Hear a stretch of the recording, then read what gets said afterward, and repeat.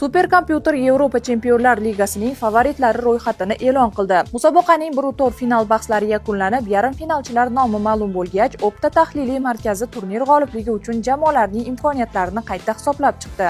Superkompyuter taxminlariga ko'ra, ayni damda bosh sovrinni qo'lga kiritish uchun asosiy da'vogar sifatida Angliyaning Arsenal jamoasi ko'rilmoqda. Londonliklarning chempionlik imkoniyati 38,6% ga teng. Ikkinchi pog'onani 33,3% bilan Myunxenning Bavariya klubi band etgan bo'lsa, kuchli uchlikni 19,1% bilan PSG jamoasi yakunladi. Yarim finalning eng outsider jamoasi sifatida Madridning Atletico klubi qayd etildi. Superkompyuter madridliklarning imkoniyatini 9% ga baholagan. Eslatib o'tamiz, musobaqaning yarim final bosqichida PSG Bavariya hamda Atletico Arsenal juftliklari o'zaro bahs olib boradi. Dastlabki uchrashuvlar 28 va 29 aprel kunlari bo'lib o'tsa, javob o'yinlari 5-6 may sanalariga belgilangan.